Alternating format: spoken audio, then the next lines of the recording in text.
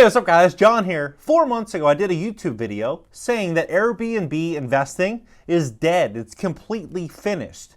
And in that video, I laid out some frameworks as to why I believe that to be true.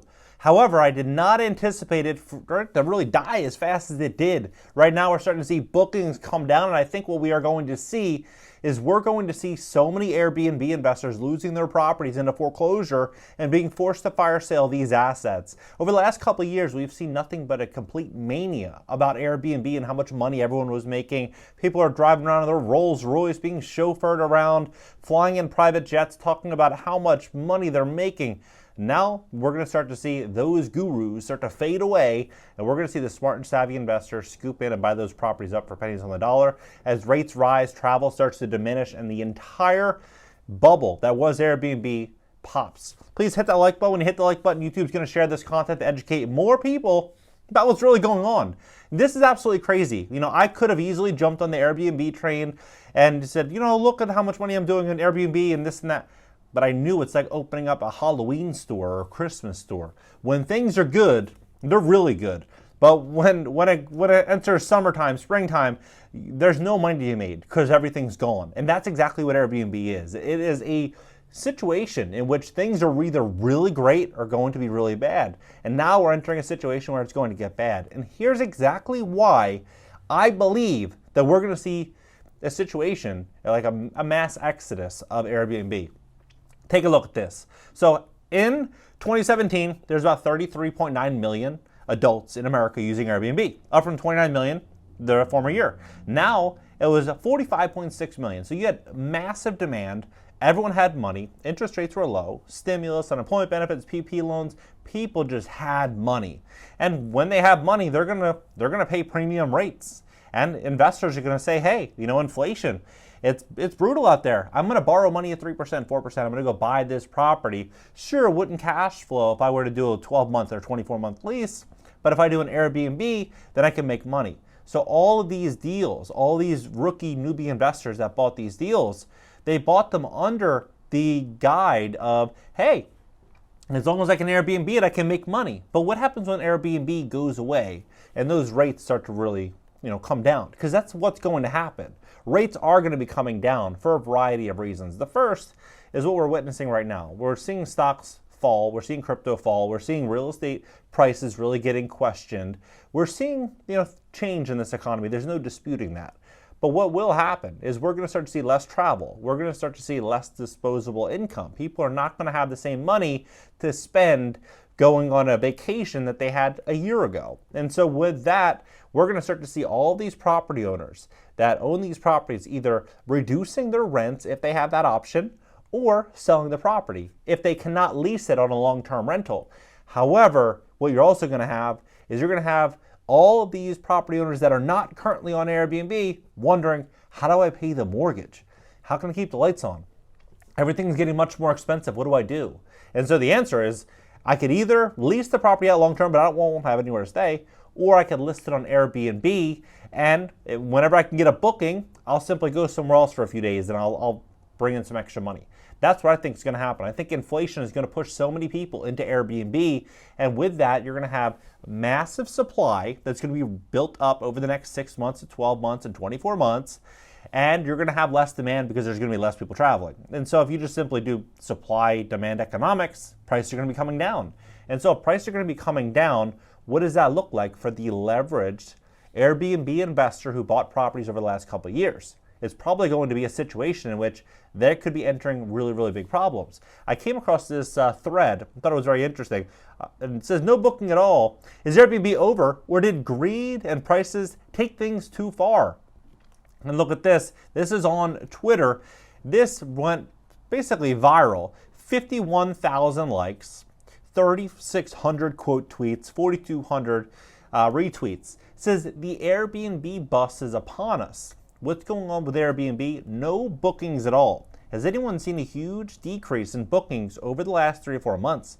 We went from at least 50% occupancy to literally zero in the last 2 months. I'm just curious if this is something only going on with property or if other people are seeing similar things. I'm in Palm Springs. Where are you located? Palm Springs is a place that you go for the weekend. It's a place that you go enjoy things because life is good. Everyone has, the disposable income to go to Palm Springs and enjoy themselves. Well, people are buying Airbnbs in places like Miami. They're buying them in Seattle. They're buying them in big cities, and they're buying them in the mountain towns. Anywhere people are going to travel to, have leisure time, that's where people are buying Airbnbs. But when that fades away, you're going to start to see more and more and more of this. Now, also, people, they're getting upset because Airbnbs come with a long list of chores. They're actually telling the guests to start doing things around the house, such as cutting grass and doing other things. And Airbnb is rolling out a lot of regulations to stop parties. Now, they're doing a variety of different things, but one thing that they are doing is they're making it very challenging for hosts to operate their business with return policies to where, a guest could easily get a return. For example, I had a situation in Venice, Italy just 30 days ago where I rented it was a beautiful place. It was right over the canals. It was my wife, my friend, I had 2 babies. It was a pretty big place, and I got there. It was rather expensive too. I got there, and the host said, here's it was a long list of items that they wanted me to do an inventory list of to confirm that they had everything here, and they wanted me to give an additional $1,000 security deposit. And I said, okay, well, I don't mind signing an inventory list, but let me see the actual list of inventory that you're claiming is here. Because everything was antiques, and everything was very, very expensive. They didn't have an inventory list. But they wanted me to sign something saying that there was that nothing would be missing, and they wanted me to give $1,000. It was shady. It was, my belief, a complete scam. I told them I wasn't going to sign it, and I had to dispute it with Airbnb, and it took me over a week to get a refund. It was a hassle. It was a complete hassle. But I'm not the only person that's having probably bad experiences with Airbnb. What I think is ultimately going to happen is I think that the host, it's really going to start to backfire on the host that really put all their weight on Airbnb, this corporation, to guarantee them returns on their investment. These huge returns that investors were receiving through Airbnb, I think is going to fade when Airbnb starts to really make things much more consumer focused. People start charging back more and more and complaining more and more as the economy turns, and there's more and more supply hitting the market available for lease. Now, all of these things I think is going to completely pop the bubble that is Airbnb, and I think we're going to start to see some huge changes. I also believe that Airbnb investors are going to learn a very valuable lesson, which is you never underwrite a deal, you never underwrite an investment based on one strategy, which is going to be the short-term rentals, which is basically betting that the economy is always going to be good. You always want to hedge your bets, wondering, if I were to lease this on a 12-month basis, would I be profitable? Would I be net profitable? If I had 1 or 2 months vacant, would I still be profitable? Factoring in a worst case scenario, because it looks like the economy is heading into a worst case scenario.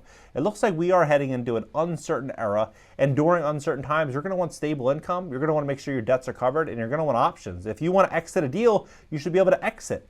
Right now, it's going to be rather hard for people to exit a deal if they paid top of the market and they bought it at a 3% or 3.5% interest rate, and now they want to exit 7% rate, and you're seeing over 20% of all home sales reducing prices and a lot less tourism. What do you think? I'm curious as to your thoughts on this. Do you think the Airbnb party is over, or do you believe that there's still some gas left in it? Maybe another 6 months, 12 months, people are still going to be utilizing Airbnb, and there's still going to be a lot of money to be made. I personally believe that the Airbnb situation is going to be done. I think there's going to be some big opportunities in the real estate space to invest in real estate, but I would not invest in Airbnb. I've never been excited about it. I've always thought that it was a bubble, and I always thought that a lot of people are going to get hurt that invested based on these huge expectations based on a great economy. Curious as to your thoughts. Drop below, hit the like button, subscribe here. Subscribe also on my second channel. It's an interactive call-in show and a podcast. I have guests every single week.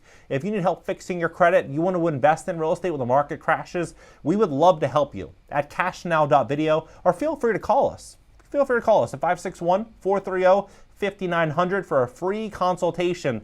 When you enter an economic environment where the economy contracts, what ultimately happens? Lenders tighten up on their guidelines.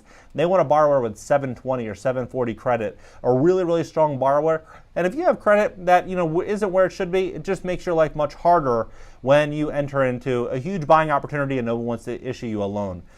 561-430-5900. And Instagram, LinkedIn, Twitter, and TikTok up in the banner. And I'll catch you guys in the next video.